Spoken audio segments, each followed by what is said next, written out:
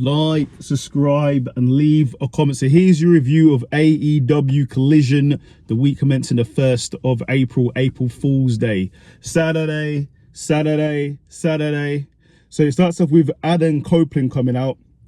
He says basically Christian Cage is behind him. He is now the TNT champion and he's ready for everybody. And the Cope Open is back open for business, no pun intended. So then he waits for a challenge. Who's the challenger? Matt Cardona. They was actually one point in a stable together in WWE when they were the La Familia, and his name was Zack Ryder. So it's basically a teacher versus student match. Really good match. Go and watch it. Really close match, but in the end, Adam Copeland gets the victory. Then after the match, he's confronted by Malachi Black, who seemed to want a shot, and then it turned into a big brawl, and Mark Briscoe and Eddie Kingston came down to help. Then we have the FTR basically said they're ready for the infantry and they're really fired up. Then we have the Acclaimed come out, said they're basically calling out the Bullet Club Gold, and they want some retribution against them, so let's see.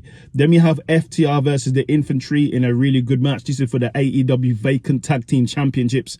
In the end, FTR got the victory. Then we have Big Bill and Ricky Starks, so they're ready for Top Flight, who they're facing later, and also they're fired up as they want to face FTR as well for those tag team titles.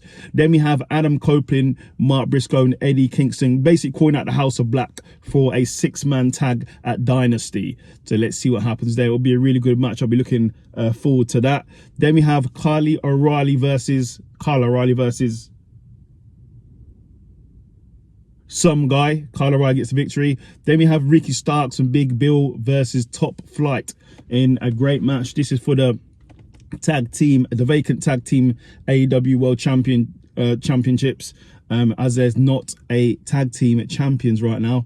And in the end, Top Flight got the victory, which is quite shocking. At the end of the match, I'm not sure what happened, but I'm not sure if Ricky Starks was injured or not. It looked like he was injured, so hopefully he was all right. I feel like I've said this before about Ricky Starks, him being injured at the end of a match, so hopefully he sorts this out.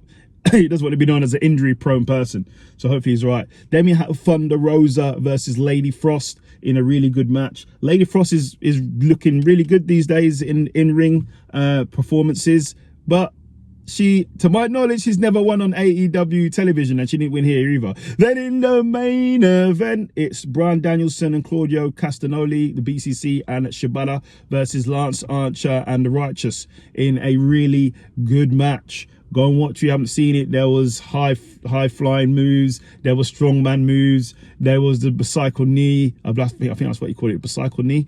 Really good match. Go and watch it. But in the end, Shibata got the victory. I think that's one of the first wins I've seen him in a major match get. But I think he's won before, but I can't remember. But yeah, great addition, great show. Go and watch it.